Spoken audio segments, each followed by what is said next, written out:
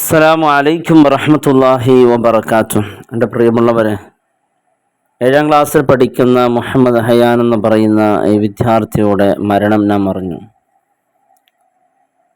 സ്വയം ആത്മഹത്യ ജീവനൊടുക്കിയ സ്ഥിതിയിലാണ് തൻ്റെ മകനെ കണ്ടത്. ആ കുടുംബം വല്ലാത്ത സങ്കടത്തോട് പ്രയാസത്തോടു കൂടി ആ കുഞ്ഞുമോൻ ആശുപത്രിയിൽ കൊണ്ടുപോയെങ്കിലും മരണം സംഭവിച്ചു കഴിഞ്ഞിരുന്നു.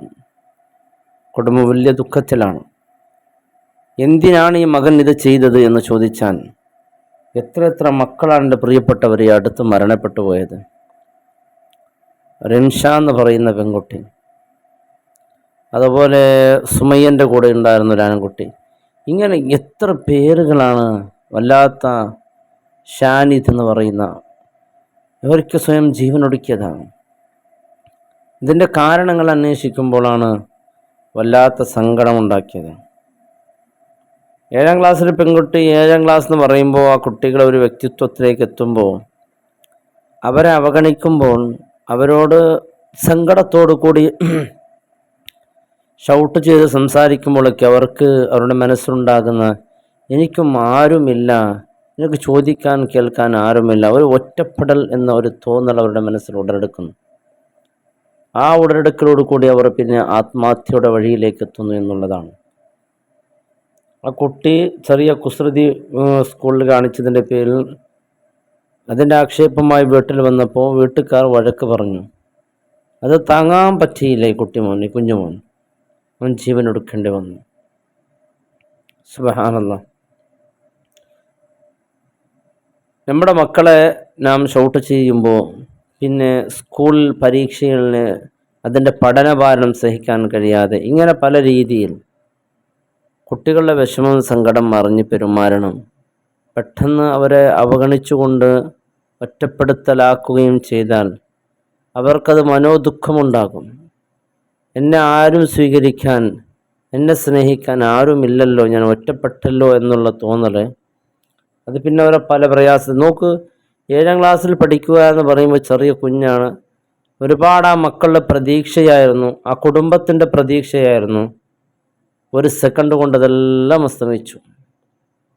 അതുപോലെ നിമിഷ എന്ന് പറയുന്ന പെൺകുട്ടി ഒരു ദിവസം ആത്മഹത്യ ചെയ്യാൻ വേണ്ടി ഒരുങ്ങിയ സമയത്ത് ടീച്ചർ പിടിച്ചു നിർത്തിയതാണ്. അപ്പോൾ പറഞ്ഞു, ഇത് അബദ്ധത്തിലാണ് ചെയ്തത്, ഇനി മുതൽ ഞാൻ ചെയ്യൂല, എൻ്റെ ഉപ്പയോടും ഉമ്മയോടൊന്നും പറയരുത്. പിന്നെ കുറച്ച് ദിവസങ്ങളിൽ പിന്നെ വീണ്ടും ആത്മഹത്യ ചെയ്തു.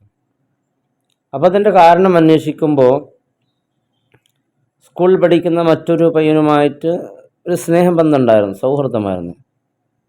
രാജു എന്ന് പറയുന്നത്. അവൻ പറഞ്ഞു, ഇത് സൗഹൃദം മാത്രമാണ്, പ്രണയമല്ല. അതുകൊണ്ട് ഞാൻ പഠിക്കാൻ വന്നതാണ്, ഞാൻ എന്നെ പ്രണയിച്ചതൊന്നുമല്ല, എനിക്കങ്ങനെ ഒരു പ്രണയമില്ല. അവൻ പ്രണയം തിരസ്കരിച്ചു തൻ്റെ ഉമ്മാക്കും തൻ്റെ കുടുംബത്തിനു വേണ്ടി. ഇതിവർക്ക് സഹിക്കാൻ കഴിഞ്ഞില്ല. ഇവളാണെങ്കിലോ പ്രണയമാണ്, രണ്ടിനും വേറെ വേറെ മതമാണ്. ഇവളാണെങ്കിൽ മുസ്ലിമാണ്, അവൻ ഹിന്ദുവാണ്.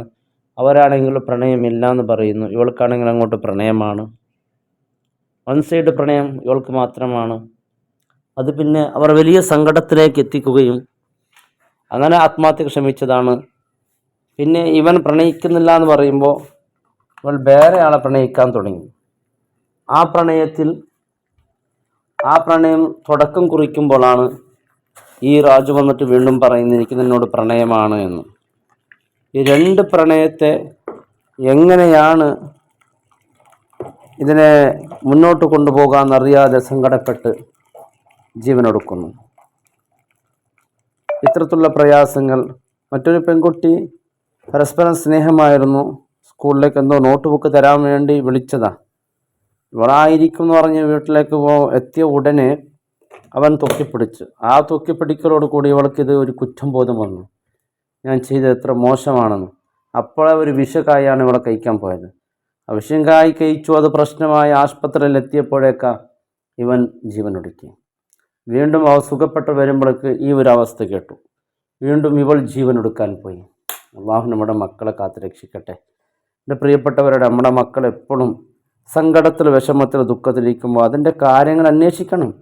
മോള് മോള് പേടിക്കേണ്ട, അതിനൊരു പരിഹാരം ഉണ്ടാക്കുക. എത്ര വലിയ പ്രശ്നമാണെങ്കിലും പ്രശ്നമല്ല എന്ന രീതിയിൽ മക്കൾക്ക് മനോധൈര്യം നൽകി അവരുടെ പ്രയാസങ്ങൾ നീക്കണം. കാരണം അവർക്ക് ഈ ഒറ്റപ്പെടലും ഈ അവഗണനയൊന്നും സഹിക്കാൻ പറ്റുന്നില്ല. പ്രത്യേകിച്ച് ഇക്കാലത്തെ മക്കൾക്കൊക്കെ അത് ഒട്ടും സഹിക്കാൻ പറ്റാത്തൊരവസ്ഥയിലാണ്.